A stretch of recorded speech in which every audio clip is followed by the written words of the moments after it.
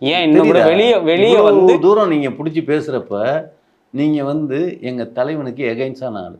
எங்கள் தலைவனோட ஆள்லாம் என்ன ஒரு ஃபோட்டோவில் இல்லை, ஒரு வீடியோ காலில் ஓட்டு போட்டிருக்குப்பா, குடும்பத்தில் இருக்கிறவங்களெல்லாம் ஓட்டு போட வச்சிருப்பா அப்படின்னு ஒரு வார்த்தை சொன்னார்னாவே போதும், அத்தனை பேரையும்.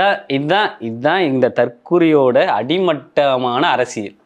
வீடியோவில் பார்த்து ஓட்டை போட்டிருக்கேன்னு போடுறீங்க பார்த்தீங்களா, அதுதான் ஒரு கேவலமான அரசியல் நான் சொல்கிறேன். எது கேவலமான அரசியல்? வீடியோ கால் பார்த்து விஜய் ஓட்டு கேட்பாரா, நீங்கள் ஓட்டு போட்டுருவீங்களாம்.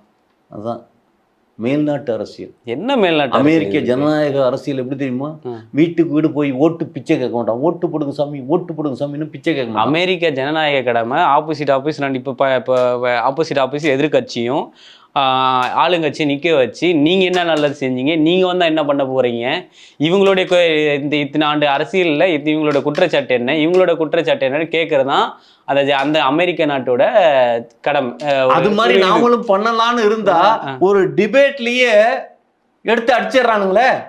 திமுக காரங்க அவ்வளோ கொடூரமானவங்களா இருக்கானுங்களே.